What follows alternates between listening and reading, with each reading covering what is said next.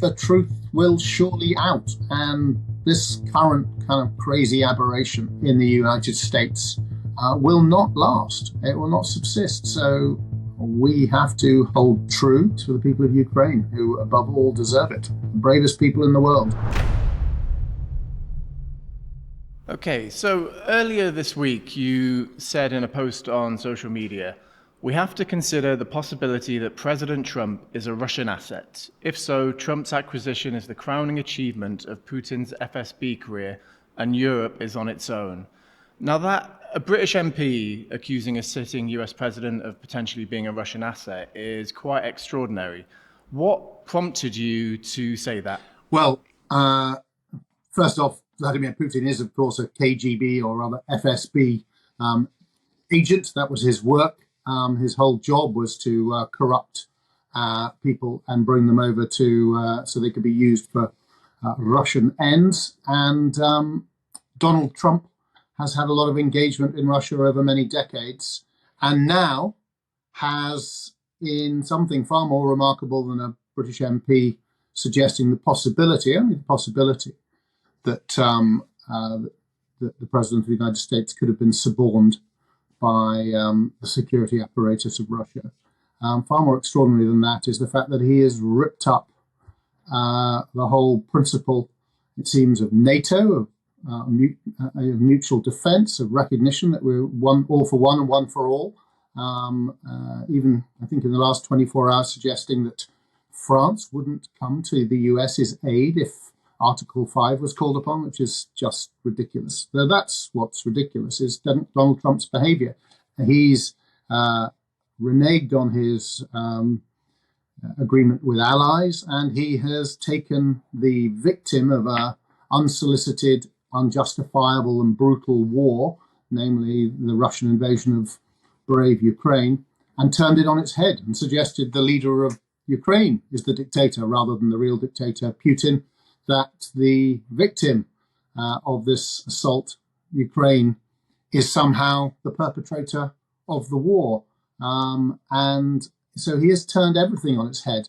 And you can, if you like, you can subscribe to the view that Donald Trump, this great deal maker, the art of the deal author, has a kind of world view of a belief in great powers, of spheres of influence, and that it's a sort of philosophical approach. But I don't think even that washes, because he may have sympathies with that view, but does that explain making absolutely no demands on Russia, the aggressor, and the enemy of the West, the country which authorized the poisoning of people on British soil, that has led by Vladimir Putin, who's spent his whole career dedicated to the downfall of the United States. I mean, to make no demands whatever of Russia, and yet inordinate demands of democratic Ukraine, is something that I don't think you can explain by way of philosophy. At which point you ask, well, if it walks like a duck and quacks like a duck, you've got to assume there's a possibility, at least the possibility, that it is a duck. So I know on your original post on Twitter that Elon Musk actually replied to you. Yes, he did. I think he intended to insult me with something about some link to some site that identifies retards, as they use in their language. But I had seen that his excellent artificial intelligence bot, Grok 2 or 3, whichever it is, when asked to rate the likelihood of Donald Trump being a Russian asset from 1 to 100, Julie came back and said that, and gave a long and detailed argument, talking about his Russian entanglements in the 1980s, the often dubious Russian business people with whom he was doing business, and came out with a figure, I think it was sort of 75% or so likelihood on Elon Musk's own AI that Donald Trump was indeed a compromised Russian asset. Now, I don't know whether he is or he isn't. As I said in my tweet, which it wasn't that he is a that I know that he is a Russian asset, but his behavior is such that looking for explanations, you come to the conclusion that he may well be. And it's interesting that Elon Musk's brand new artificial intelligence algorithm comes to the same conclusion and provides rather interesting historic data with which to back that up. It's almost a redundant question about whether or not he is a Russian asset at this stage, right? Because even if he hasn't been groomed by the KGB, he's acting as if he was. Exactly. And that's a very serious problem. I mean, Pax Americana, upon which we've all relied for such a long time, and from which, when you consider that the US is so easily the richest country in the world, the biggest beneficiary of that not only is the United States and the people of America, and he's ripping that up. So it's these are sobering times, and as you say, what he's made clear is that he isn't prepared to defend Western values, and that he's prepared to abandon the people of Ukraine who have shown such heroism, are led by a hero who could so easily have collapsed. Everybody believed in the outside world, all the intelligence briefings, wherever you were, told you that against Russian might, Ukraine couldn't last more than a couple of weeks if it was lucky and if it performed really well. Well, 3 years on, thanks to the bravery, dedication, and heroism of the people of Ukraine, led by Zelensky, that's been proved to be anything but true. So it's just shocking. It's astonishing, the achievement of Ukraine in maintaining its sovereignty and maintaining its will. Of course, it's difficult, and the challenge for the people of Ukraine is immense. I can barely conceive of what it is required in terms of the courage, but Ukrainian people have refused to surrender their sovereignty, refused to surrender their autonomy and their right to choose their own leaders and their own system of government, and despite all Putin's efforts. And that is why it's so important that the British, and I'm proud of our role, we were arming Ukraine with lethal weaponry before this latest incursion. And I'm pleased we were doing that and have played a role with our European allies. And Sir Keir Starmer has continued from Boris Johnson in being clear in his support. So as a Conservative, defeated in last year's general election, I fully support Keir Starmer's, passionate espousal of the case and, for Ukraine. And I also understand why he has to work very hard to maintain relations with the United States and seek, by any means possible, to get them to restore the intelligence supply to Ukraine and to restore weapons and financial support for Ukraine. Ukraine is fighting on behalf of all Western values and everything we've worked so hard to develop over the last decades in creating a freer, prosperous and safe world. And it's all being put under threat. You alluded earlier there to Trump's sort of delegitimization or attempts to delegitimize Zelensky and pressing for elections, even though it's impossible to hold them during wartime.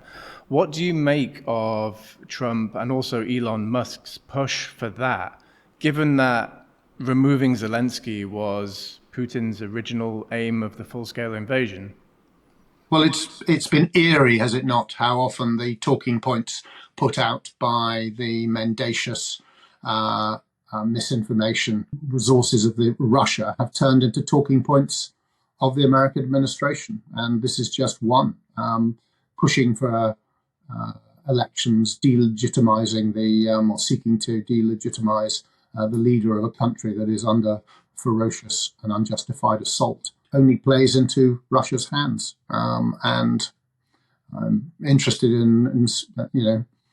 I take some solace from the fact that, if I've followed it correctly, that even Ukrainian opposition figures have rejected this because they recognize the need for Ukrainians to stand together. There'll be a chance for people to vote out Zelensky. If you can vote out Winston Churchill when he has stood alone against the Nazis and single-handedly persuaded the country to do so, while lots of people said, "Oh, you should surrender. If he could be thrown out, then Zelensky could in due course be thrown out by the Ukrainian people if they wanted to. But when the war is over. And so Winston Churchill was in the White House in the Second World War, and he wasn't wearing a suit because he was at war. And Winston Churchill didn't have elections either. And in similar fashion, Zelensky hasn't. And I'm sure President Zelensky isn't perfect any more than Winston Churchill is or any of the rest of us are. But he is the leader of a country that has been horribly wronged and deserves full support from anyone who has any decency and any sense of what it is to believe in liberal democracy. What can the UK and Ukraine's European allies do in the face of just these absolutely extraordinary scenes that we're seeing almost daily now coming from the White House? I'm pleased to see that Keir Starmer and President Macron and other leaders came together. The UK quickly held that event. The days are going so fast, but I think it was just last weekend, wasn't it? And that's important. You've seen the EU meeting with Zelensky this week. What we need to do is move swiftly, and I think, is it Denmark that's just increased its funding to Ukraine in the last few days.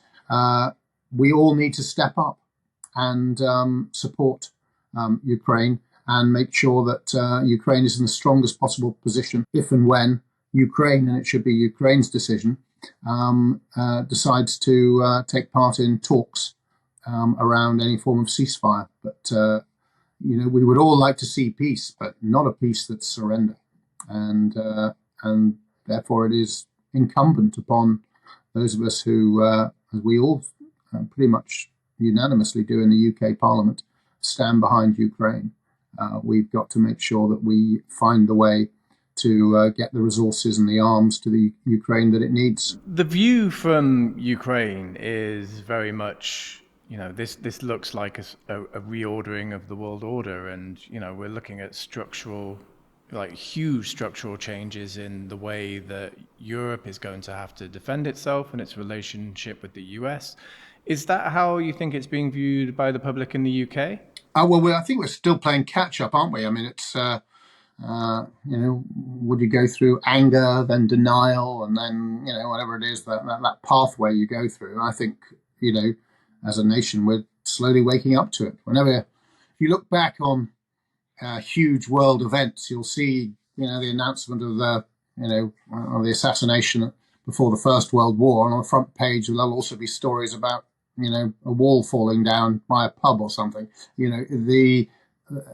It's quite hard to get your head aligned with the seriousness of events. So I think we're still adjusting. I mean, one thing President Trump is right about is that NATO members all need to be spending at least 2%, and historically, and they haven't done that.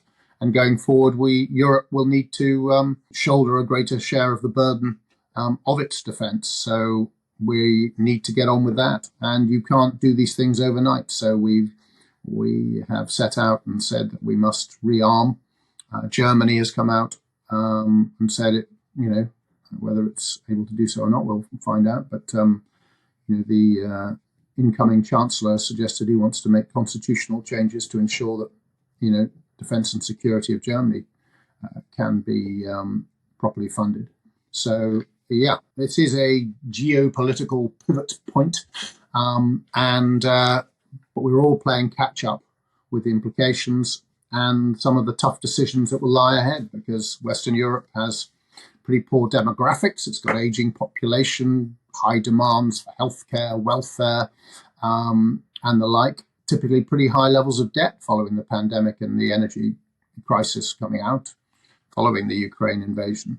So there are some tough decisions to be made to wake up from our slumber, if you like, and make sure that we are able to defend our values and look after our allies, which was something we always thought the United States would do, but this administration currently isn't stepping up to the plate. Can you compare this with a historical event in terms of the ramifications and the consequences of what we're seeing unfold right now? Technology is advancing at an inordinate speed that has a direct impact on weaponry and capability. A more divided world, one with great powers. It looks,